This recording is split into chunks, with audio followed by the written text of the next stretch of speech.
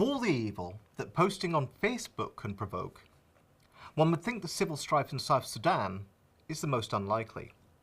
But amid fierce bloodshed in the country, with 50,000 dead and 2 million displaced, and Obama dispatching troops to protect the US Embassy, in a country that was supposed to be an outpost of justice and peace backed by America, CNN asked, South Sudan, did clashes start over Facebook post?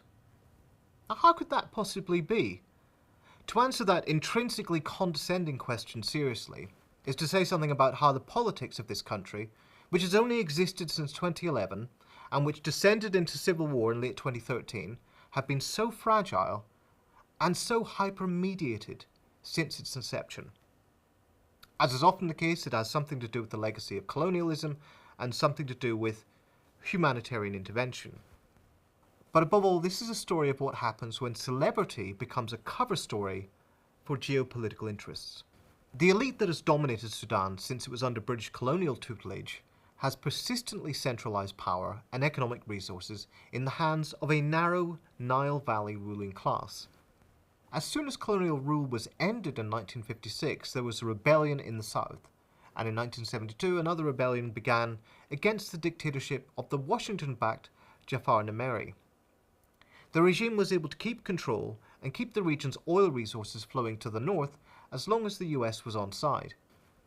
But the ascendance of an Islamist regime in the central government hostile to US foreign policy changed the calculus, and the CIA provided assistance to the southern opposition forces, the Sudan People's Liberation Army. A degree of autonomy was finally achieved after a peace agreement supported by the Bush administration in 2005, at which point the central government was engaged in a lethal conflict with rebels in the Darfur region. And crucially, the deal included a provision for an independence referendum. The case for independence had long been supported by the rebels, the Sudan People's Liberation Movement, and had been spelled out by Riek Machar in a paper published by the University of Pennsylvania's African Studies Center in 1995. Also pivotal to the inauguration of South Sudan as a country, following an overwhelming referendum mandate in January 2011, was the dream team of Hollywood and the Obama administration. But from the time of the Darfur conflict, many liberal Hollywood celebrities had been signed up to a mission of activism against the Omar al-Bashir regime in Khartoum. George Clooney visited Sudan 7 times between 2005 and 2012 to record human rights abuses and embed himself in the rebellions, activities costing him hundreds of thousands of dollars, according to Alex Perry in Newsweek. Perry quotes Clooney explaining the rationale for his intervention. We knew about Rwanda, we knew about Bosnia, we knew, but there was plausible deniability. So we're going to try and keep it loud enough that at least they can't say they didn't know. As a celebration of Clooney's activism in the Daily Beast put it, he elevated the issue to such an extent that ignoring the previously agreed upon referendum became impossible. Now, this is likely to be a gross overstatement. According to an extensive report in The Guardian asking aid workers and civilians in Sudan what happened to Darfur after George Clooney came to town, the net effect of celebrity focus on this other front line of struggle was practically zero. However, in South Sudan, Clooney's demands overlapped with US interests in having a new, heavily oil-rich protectorate. Independence was supposed to not only end human rights abuses, but also help solve the problem of peaceful development. But in 2013, a new conflict erupted within South Sudan after the vice president, Riek Machar, was fired by President Salva Kiir.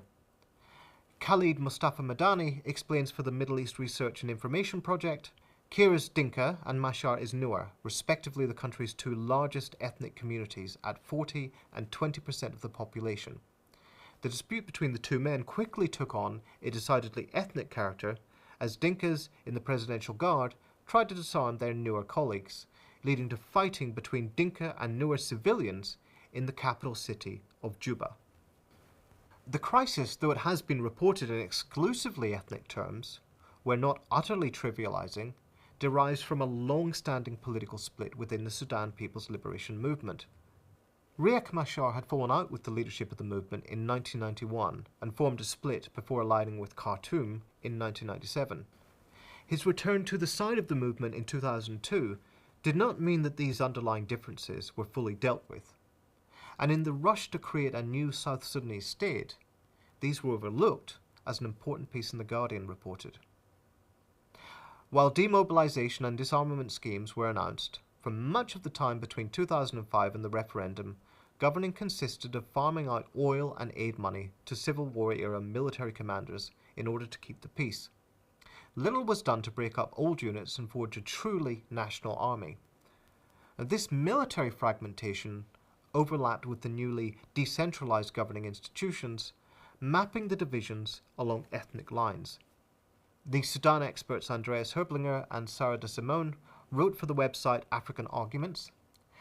Attempts to create a decentralized system of governance based on democratic principles have in many places created tensions between different ethnic communities, which perceive access to government services as well as political representation at the local level of government more often than not through an ethnic lens.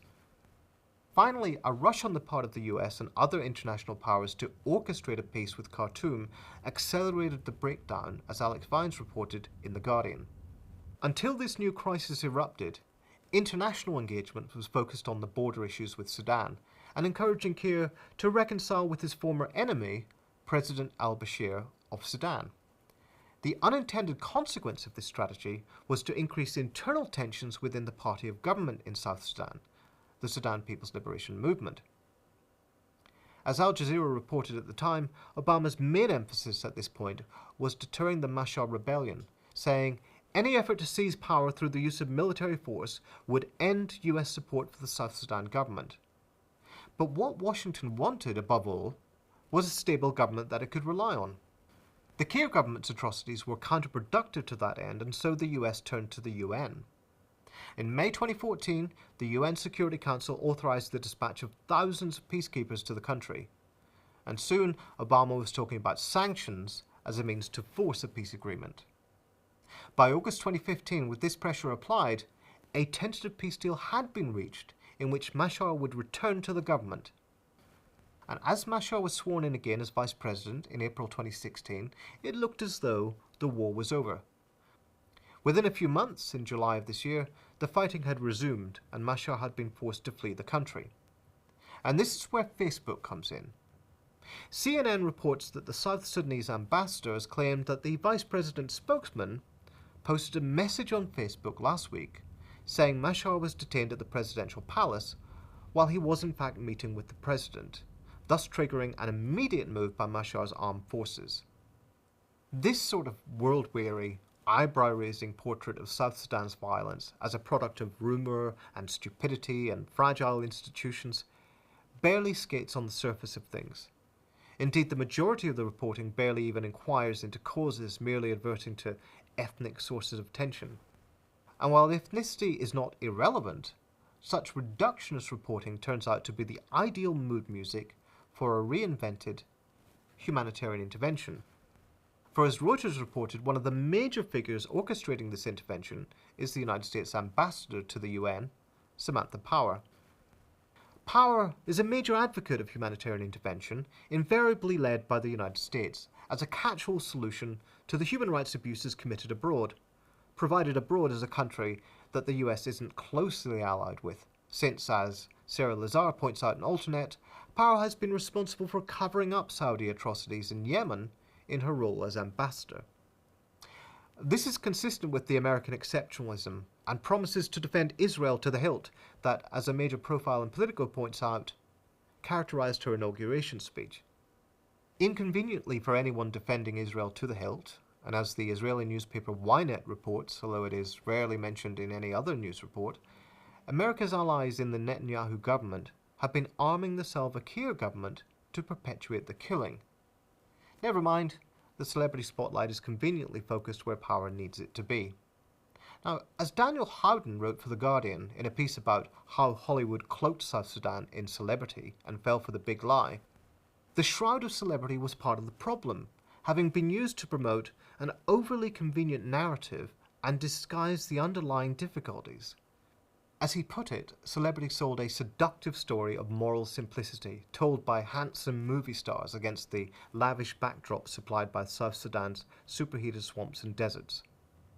What the depoliticized, celebrity-driven humanitarian intervention narrative had done, not for the first time, was to suppress this complexity by appeal to two trumps. First was the stark moral argument, in this case for independence, and second was overwhelming firepower, in this case the reserve force of the United States military. Above all, it substituted the agency of the US for that of South Sudan. The emerging state was fragile because the social and political unity necessary to sustain it had not been prepared. The celebrations in Juba in 2011 had undoubtedly reflected a real desire for such unity, but gaining independence as a US protectorate had arguably preempted the real achievement of it. As Alex Perry's Newsweek article had put it, how really could you foster someone else's independence? Surely the whole point with independence was that people had to do it for themselves.